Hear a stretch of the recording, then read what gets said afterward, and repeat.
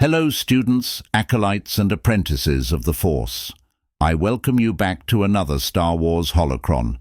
Today we will open the ancient Holocron of a mighty Sith Lord, Darth Marr, who sat among the Dark Council. A Holocron filled with powers, myths and legends. We will learn of his power and take it as our own to rule the galaxy.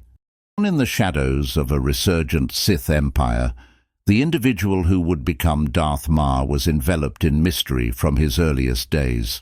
His past was a closely guarded secret, known only to those who would never speak of it again once he rose to power.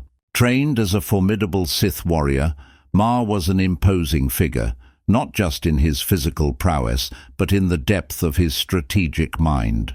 He embraced the dark side with a fervor that was matched only by his ambition and his absolute belief in the Sith philosophy.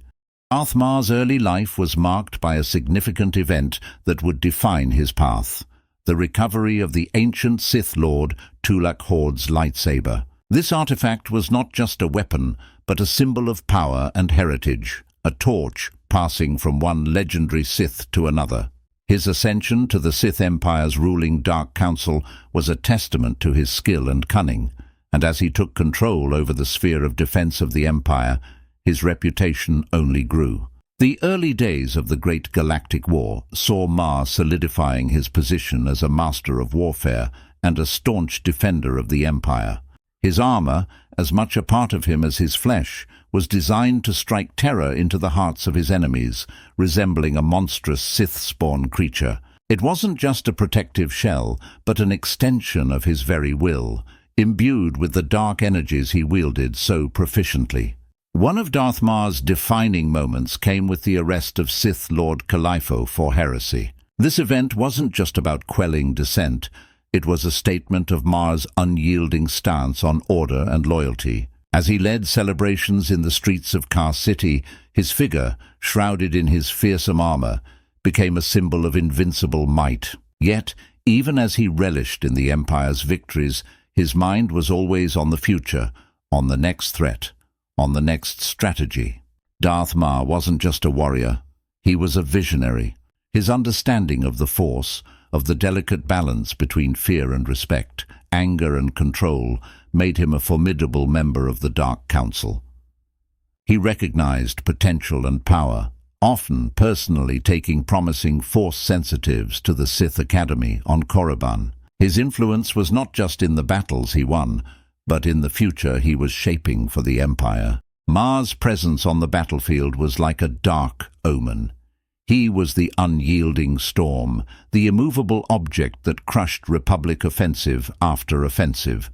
But it was his actions at the end of the war, the Treaty of Coruscant, that marked the beginning of a new era, not just for him but for the entire galaxy. As the Great Galactic War transitioned into the uneasy Cold War, Darth Marr's focus shifted from conquest to consolidation. He was a protector, a bulwark against the Republic, ensuring that the Empire's gains were not lost to infighting or complacency. He was known as the stalwart defender. His name was synonymous with the unbreakable will of the Empire. However, beneath the surface, Marr was aware of the fragile state of Sith politics, the constant power struggles, and the threat they posed to the very survival of the Empire he so fiercely defended. Darth Marr's understanding of the Force and his place within it deepened during this time. He saw the Force not just as a tool or a weapon, but as an entity with its own will, and he began to sense the disturbing machinations of the Emperor. His loyalty to the Empire was unwavering, but he was no blind follower.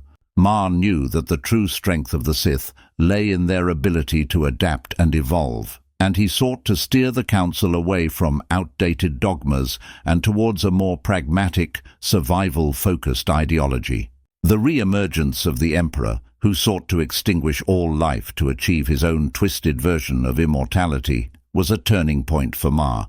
He found an unlikely ally in Jedi Grand Master Satele Shan, and together they faced the renewed threat. Marr's respect for the Jedi was born out of recognition of their strength and dedication, traits he valued above all. The temporary alliance on Yavin 4 was a testament to his ability to put aside ancient hatreds for the greater good of the galaxy. Darth Marr's end came not with a whimper, but with a defiant stand against the Emperor, now known as Valkorion, on the wild fringes of space. In his final moments, Marr rejected Valkorion's offer of power, a decision that cost him his life, but solidified his legacy as one of the few who dared to stand against the darkness at the Empire's heart. His death was a blow to the Sith, but even in death his influence persisted. As a Force ghost, Marr continued to guide and influence events, showing a wisdom and foresight that transcended his physical existence. His interactions with the Outlander, his advice and his warnings were all driven by a deep understanding of the Force and the galaxy's complex weave of destinies. Marr's spirit was a guiding light in the dark times that followed, a reminder of the strength and determination that defined his life. Darth Marr's story is one of power, vision, and an unyielding dedication to an empire he sought to protect and strengthen. His legacy is etched not just in the archives of the Sith, but in the very fabric of the galaxy. In the end, Marr's life and death were a testament to his belief that, in the grand scheme of the Force, everyone has a role to play, and sometimes the greatest power lies in understanding and embracing that role. But what do you think of Darth Marr? Was he really that great? Or is he often praised for no real accomplishments? Let me know. As always, my students, thank you for watching, and may the Force be with you. Star Wars merchandise is in the description. Have a great day.